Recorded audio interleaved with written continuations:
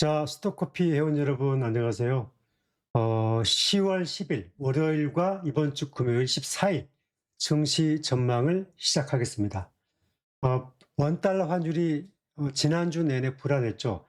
지금 일요일 현재 원달러 환율은 1,461원대까지 터치를 했기 때문에 원달러 환율이 아마 이번 주 시장에 매우 중요한 이슈가 될 것 같습니다. 따라서 하락 원인이 무엇인지 살펴보고요.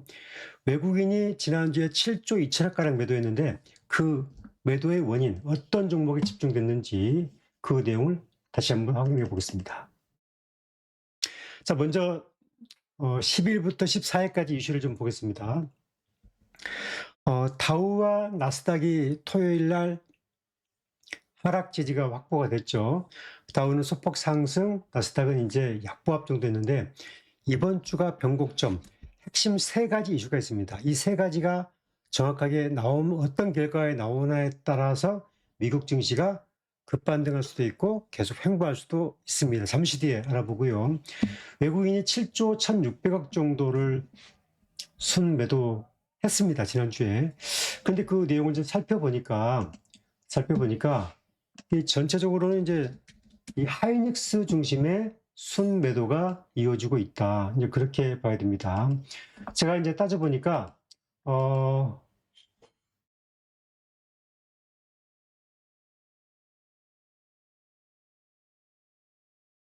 네. 지금 여러분 이제 하이닉스가 여러분 보시는 내용인데, 하이닉스가 지난주에 하이닉스를 외국인이 매도한 내용을 봤더니, 634만 주를 외국인이 순매도했습니다. 그리고 한 주 더, 10월 27일 기준으로 보게 되면은, 외국인이 하이닉스를 매도한 물량이 1100만 320만, 1132만 주를 외국인이 순매도했죠. 그리고 투자 주체로 보게 되면,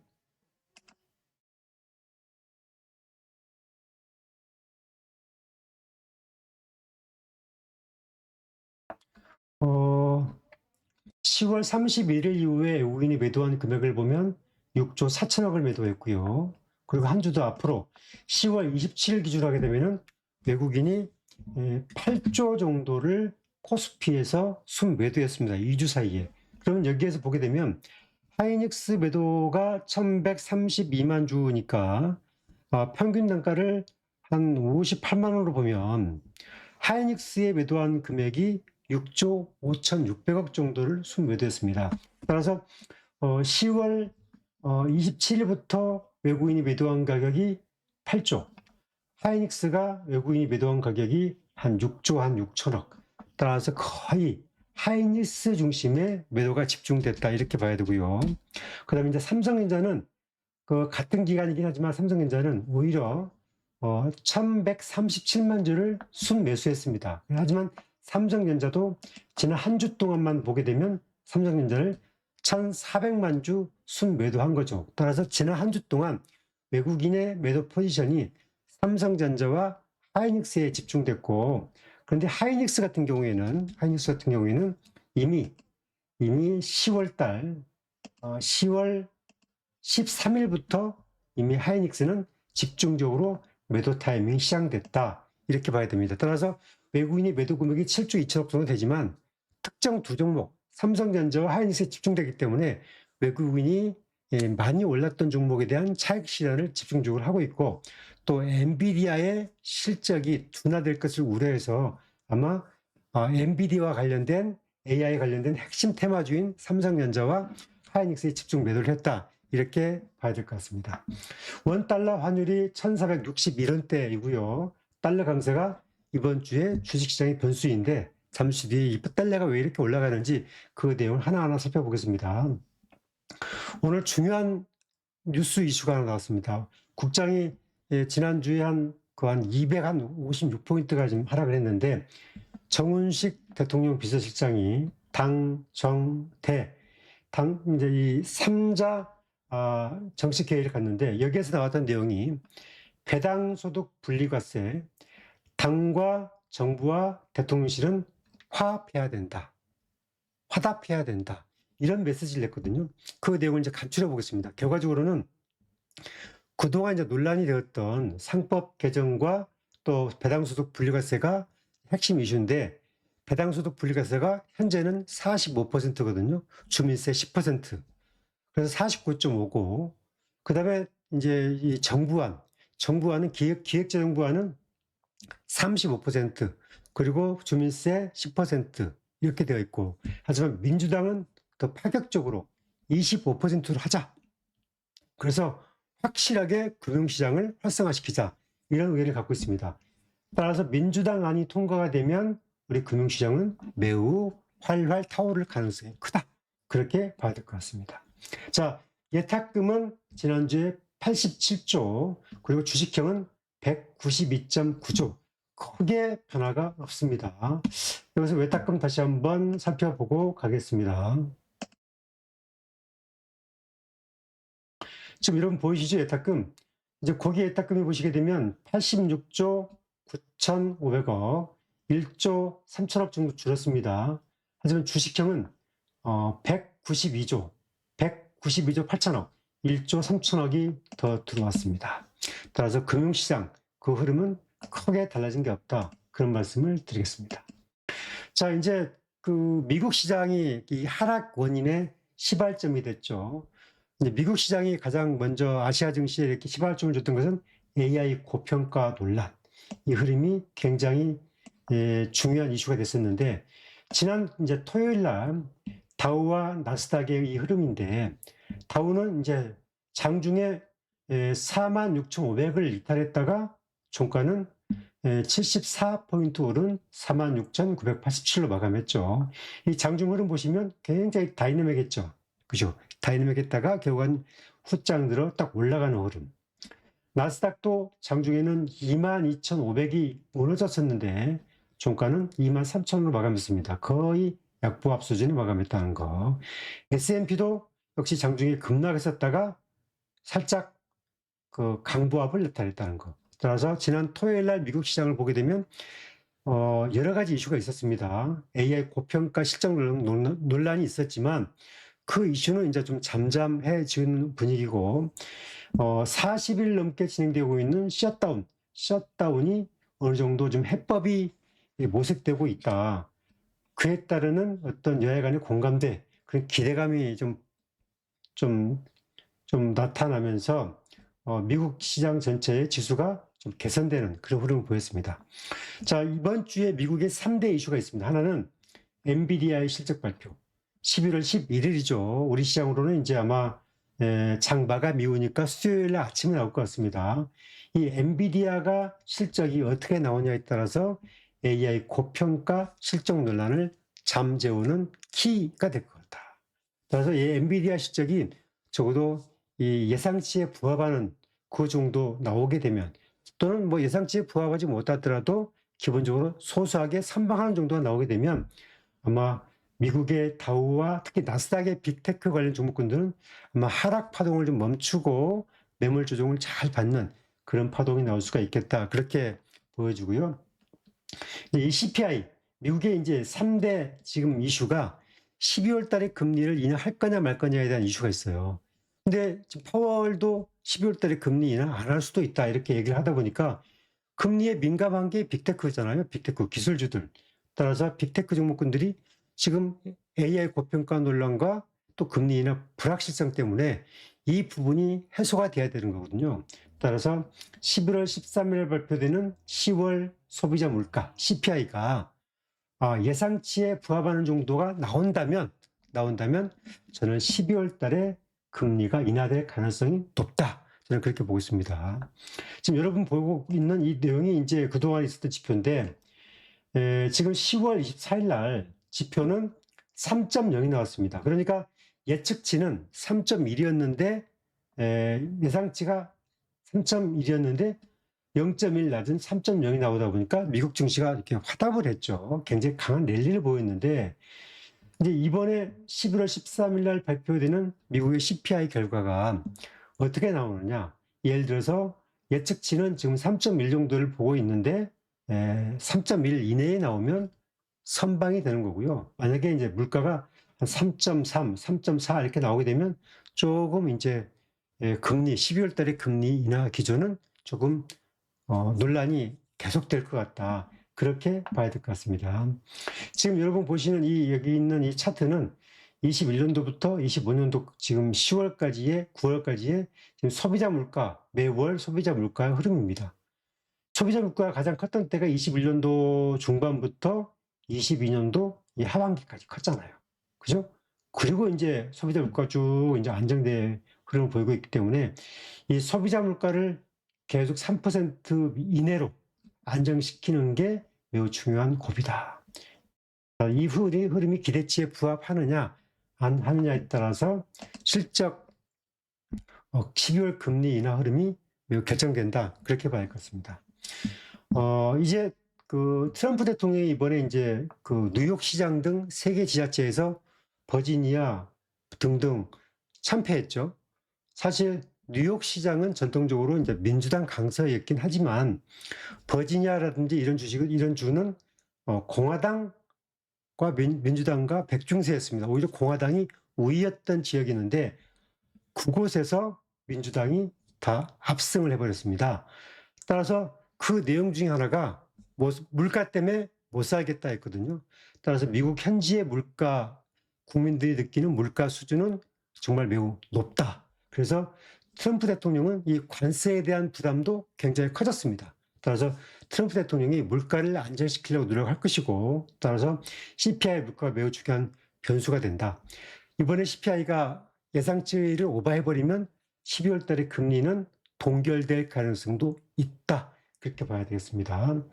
달러 인덱스는 99.66, 원달러 환율은 1461원, 엔달러는 153.42원입니다. 따라서 달러 인덱스가 100을 넘었다가 지금 100 아래로 떨어졌기 때문에 지금 원달러가 그 1461원을 찍었지만 내일 외환시장이 개장되면 그 흐름을 저희들이 눈여겨봐야 될 것 같습니다. 자, 그럼 이제 원화 가치가 급락하는 이유가 뭐냐? 첫째, 최근에 외국인이 갑자기 채권과 주식을 급하게 매도를 하면서 가수요가 이제 외국인들이 원화를 달러로 바꾸는 그런 현상이 있기 때문에 이렇게 달러 수요가 늘어났다는 점. 또 하나는 달러 유출에 대한 우려입니다. 이 말은 뭐냐면은 우리나라 주식 투자자들이 우리나라에 투자한 것보다는 미국 투자자가 지금도 6대4 비중이 높습니다. 국민연금도 미국이 많고 우리나라 투자자들도 미국이 더 많습니다. 2주 전부터 지난주까지 걸쳐서 우리나라 사람들이 미국 시장 주가가 이제 나스닥이 급락하니까 미국의 빅테크를 사겠다고 달러를 바꿔서 많은 돈을 송금을 하다 보니까 달러가 급하게 수요가 늘어났다. 그 흐름도 하나 있습니다. 또 하나는 한미 관세 협정에 따라서 3,500억 달러를 2,500억 달러로 다운시켰잖아요. 그런데 매년 200억 달러를 이제 상한선으로 투자를 하기로 했는데 사실 이 투자를 하기로 했는데 투자를 하게 되면 이득이 나도 그 돈이 아마 미국 내에 재투자할 것이다. 투자를 하게 되면은 우리나라가 매년 200억 달러 투자를 하게 되면 그 돈이 우리나라로 들어와서 달러를 보충해 줘야 되는데 보충이 안 되고 아마 미국 내 재투자를 할 것이다. 따라서 벌어들인 수익이 있다 할지라도 국내에 송금이 잘 안 될 것이다라는 우려감이 있으면서 원화가 가치가 급락하는 그런 흐름을 좀 보이고 있습니다. 하지만 우리 국내에 뭐 기업 경기라든지 경제 속도라든지 정부의 정책 의지는 전혀 변화가 없고 오히려 좋은 사이클로 가고 있다는 거. 따라서 이 부분은 일시적인 그 이른바 외국인 매도와 이른바 또 투자자들의 미국 주식 투자 이런 세 가지 쓰리플 요인이 있기 때문에 아마 이 달러의 부분은 시간이 가면 다운이 될 텐데 단기적으로는 1,450원 전후에 달러의 강세가 계속될 가능성이 크다. 이렇게 봐야 될 것 같습니다. 자, 외국인 매도가 이제 7조 2천억 정도 지난주 있었지만 이 부분은 아까 얘기한 것처럼 하이닉스에 집중되었고 삼성전자에 최근 들어서는 집중됐는데 이 흐름으로 보게 되면 이른바 엔비디아의 고평가 또는 AI 고평가 논에 따르는 이른바 차익, 내년도에 아마 반도체 수익이 줄지 몰라. 그런 것들 때문에 아마 외국인들이 차익을 적극적으로 챙기고 있고, 반대로 기관들은 또 하이닉스를 집중적으로 또 방어를 해주고 있습니다. 따라서 엔비디아의 실적이 발표한 이후에는 아마 전체적인 외국인 순매도 기조가 확 바뀔 수 있다. 좀 그렇게 봐야 될 것 같습니다. 자, 그리고 이제 조선 방산 원전의 차익 매물이 급하게 나왔죠. 따라서 역시 내년도에도 조선 방산 원전 증권까지 이 4개의 테마가 한국 증시를 이끄는 큰 테마주거든요. 여기서 이제 이 종목 흐름 하나 딱 보고 넘어가겠습니다. 먼저 이제 현대중공업. 제가 이제 현대중공업은 조선주가 좋은데 3년 동안 너무 많이 계속 주가가 올랐기 때문에 충분히 모니터링을 해야 된다. 상단 정체에 걸렸다. 그래서 지금 52만 원까지 떨어졌죠. 64만 원까지 갔다가 지금 여기 있는 봉의 길이가 굉장히 깁니다. 봉의 길이가 길어서 앞으로 월봉 기준으로 보게 되면은 조선주는 이 사이클이 12월까지는 아마 여러분들이 충분하게 하단 지지를 잘 확인할 필요가 있습니다. 따라서 조선주, 현대중공업, 그 다음에 하나오션. 하나오션도 같은 사이클입니다. 월봉으로 보게 되면 하나오션도 같은 흐름이죠. 하나오션도 보십시오. 하나오션 차트로 보게 되면 같은 흐름을 좀 보이고 있죠. 지금 하나오션도 15만 원까지 갔다가 지금 12만 6천 원대로 왔으니까 하나오션은 그래도 이제 현대중공업보다는 나은데, 따라서 하나오션도 이 12만 원 언저리, 12만 원 언저리에서 하단에 내려오는 시점에서는 현대오션도 마스가 프로젝트의 핵심주이기 때문에 2년 주기 사이클, 내년과 내후년에 그 사이클을 보고서는 관심 있게 갖고자 하는 물량이 100주라고 한다고 치면은 이벤트 조정을 통해서 급락폭이 클 때는 10 내지 20%를 저점에 떨어지는 급락장에서는 담아보는 전략이 필요하다. 그 시기는 12월, 1월까지 유효하지 않겠나 그렇게 보고 있습니다. 여기서 조선, 방산, 원전이 다 같은 전략 패턴에 보시면 바람직하다. 왜냐? 내년에도 이 조선, 방산, 원전의 이익점이 매우 좋습니다. 내년에 이제 반도체와 전력주, 뭐 현대인력, 한국전력, 산일전기 이런 전력주들이 매우 상반기까지도 좋고, 내년 하반기에는 2차 전지가 아마 피크적으로 매우 좋은 사이클로 들어간다. 따라서 2차 전지는 올해 3월 3분기까지가 최악을 지났고, 이제 삼성 SDI 기준입니다. 그런데 이미 LG엔솔은 올해 1분기로 최악을 지나갔습니다. 그래서 LG엔솔이 이렇게 강하게 파동을 냈던 거고, 삼성 SDI 파동이 좋았던 이유 중에 하나는 이미 3분기가 최악이었기 때문에 미리 선취 효과도 있었다. 그렇게 봐야 될 것 같습니다. 자, 여기서 배당소득 분류과세, 주가 하향 조정에 시동을 걸렸다. 이 말은 뭐냐면은 한국 증시가 레벨업 될 수 있다. 그걸 설명합니다. 자, 이 오늘 나온 내용, 오늘 아까 얘기했던 당, 정, 대통령실 이 세 개 당과 정부와 대통령실이 모여서 핵심 수뇌부가 총리, 여당 대표, 원내대표, 그 다음에 대통령 실장이 모여서 회의를 했죠. 크게 이슈는 두 가지. 하나는 배당소득 분류과세를 몇 %로 할 거냐. 우리 이재명 정부 기조는 자본시장 활성화다. 따라서 배당소득 분류과세를 현실에 맞게끔 국민의 보답하는 차원에서 해야 된다. 그래서 25%로 갈 가능성을 내비쳤습니다. 대통령실이 그동안은 다시 한번 숙고하겠다고 했는데, 사실상 대통령실의 이제 2인자인 정운식 비서실장이 여기에서 25%의 뉘앙스를 보였다라는 거. 그러면 정부, 기재부가 35%를 냈지만 이것도 혁신적인데, 현재는 지금 45%입니다. 여기에다가 주민세 10%, 그래서 49.5조. 그런데 정부안은 35를 냈죠. 여기에 주민세 10% 더한 거죠. 그런데 여당안은 현재 안보다 20% 낮추는 25%. 주민세 10%, 그럼 27.5가 되겠죠. 그러니까 배당 소득 분리과세를 이렇게 하자. 이렇게 한 겁니다. 이렇게 되면 어떤 효과가 나오냐? 앞으로 상장사는 그동안에는 그 삼성전자나 하이닉스나 모든 회사들은 배당을 하면 할수록 세금을 더 많이 내야 됩니다. 왜냐하면 세금으로 다 돈이 다 나가버리기 때문에 별로 남는 게 없다. 그런 우려가 있었거든요. 그런데 이걸 25% 낮춰버리게 되면 상장사가 세금으로 나가는 게 20%가 줄잖아요. 그러면 배당을 많이 하게 되면 대주주도 돈을 많이 받게 되는 거예요. 그러면 이익 나는 회사들이 배당을 많이 하고 거기에 따른 프리미엄을 주겠다는 거예요. 그래서 주식에 투자한 사람들이 배당 소득을 많이 받게 하겠다. 그게 기본 골자거든요. 이 부분은 매우 긍정적인 시그널로 봐야 된다. 저는 그렇게 봅니다. 따라서 내일 이 흐름이 원달러 환율에 기본적으로 1460유로를 터치를 했지만 이 뉴스 하나가 상당 부분 이번 주 시장에 상당 뜨거운 시장 이슈가 될 것 같다. 그렇게 보여주고 있습니다. 또 하나 중요한 이슈 키워드. 2035년 온실가스 감축 계획이 논의가 됐죠. 여기서 이제 대통령 실장이 사회 전반에 AI 전환 어려움 없도록 하겠다.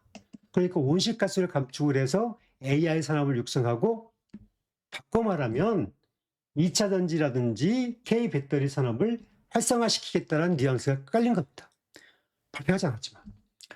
여기서 우리는 친환경차의 활성화 방안을 주시해야 된다. 그리고 나오지 않았지만 이재명 정부가 2030년도까지 전기차를 420만 대까지 보급하겠다고 했으니까 그 부분에 보급도를 높이려면 하이브리드를 최소한 높이고 내연차를 줄여가고 전기차를 늘려가야 되는데 여기 내용이 나왔어요. 2018년 대비 2035년도에는 온실가스 합축 목표를 53 내지 63%로 제시했다는 거. 그러면서 석탄 화력 발전소, 내연차 업계 노동자와 지역사회 영향을 최소화 방안을 점차 논의해 가자.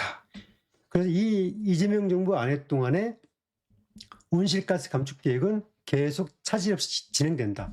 이재명 정부 임기가 2030년도까지니까 그걸 보게 되면 아마 AI 산업 테마주와 그다음에 이른바 내연차가 아닌 친환경차, 이른바 전기차 등등 기반의 이런 산업들이 조금 더 탄력을 받을 수 있는 정책 인프라가 되지 않겠나 그렇게 생각을 해보겠습니다.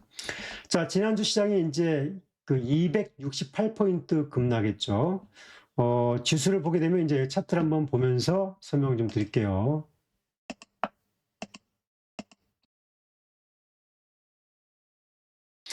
지난주 시장이 이제 보시게 되면 코스피가 4,226 갔다가 3,953으로 마감했죠. 결과적으로는 10% 정도 상승장입니다. 지금 상승장이에요. 사람들은 많은 유튜버가 있고 있지만 증권가는 굉장히 호기로 보고 있습니다. 그래서 내년에 5,000포인트 제시한도 그게 여러 가지 요인이 있겠지만 첫째, 이른바 주가 수익 비율이 PBE가 이른바 선진국의 우리나라가 한 3배 정도 낮습니다. 일본보다는 한 20% 낮고 아시아보다는 한 2배 정도 낮습니다. 따라서 우리나라의 그 모든 상장 기업들이 이른바 갖고 있는 실적 대비 평가가 좀 낮다 이렇게 보는 거죠. 따라서 기본적으로 인프라가 받쳐지면 내년에 5,000포인트는 훌쩍 갈 것 같고 분위기 좋으면 아마 2, 3년 내에 7,000포인트를 넘어갈 수 있다는 게 기본적인 증권가, 특히 KB증권의 시각입니다.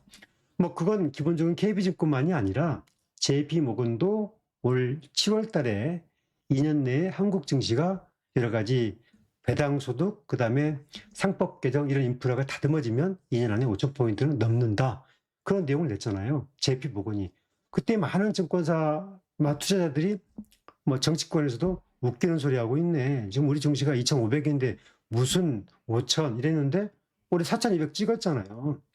아직 올해 마감이 한 달 반이나 남았는데 따라서 이런 흐름 사이클 분위기 그리고 영업이익 단위 그리고 GDP 성장률이 3분기에 1.2가 나왔습니다. 따라서 현 정부가 AI 투자에 대해서 선투자를 집중적으로 하고 있고, 그다음에 여러 가지 온실가스 감축을 통한 산업적 기반들을 봤을 때 아마 배터리 산업에도 아마 정책적 수혜들이 계속 만들어지는 후속 대책을 한번 잘 체크를 해봐야 되고, 여러분 제 방송 좋아요, 구독하기 하시면서 계속 그거 같이 공부해 나가도록 하겠습니다. 따라서 저는 이제 고점 대비 10%를 조정을 염두하면 되는데, 이미 최저점은 3,800, 230 정도 되는데 3,900 전후는 이미 무릎 밑이다. 따라서 무릎 밑에서 주식을 팔 것인가 살 것인가 고민해서는 안 된다. 저는 그런 시각을 가지고 있기 때문에 여러분 투자 전략 세울 때 잘 참고하시기 바랍니다. 자, 이번 주 월요일부터 금요일까지 이슈를 먼저 체크해보는 시간 마련했기 때문에 좋아요, 구독하기 해주시고 다시 한번 잘 살펴보겠습니다. 자, 월요일 날은 제가 이제 전기차 관련 좀 특별 분석을 통해서 예를 들어 삼성 SDI의 현대차, 기아차에 공급을 하게 되면 어느 정도의 매출원이 발생하는지 그 부분을 한번 분석을 해서 제가 소개를 하도록 하겠습니다. 자, 관심 있으신 분들은 좋아요, 구독하기 부탁드리겠습니다. 자, 감사합니다.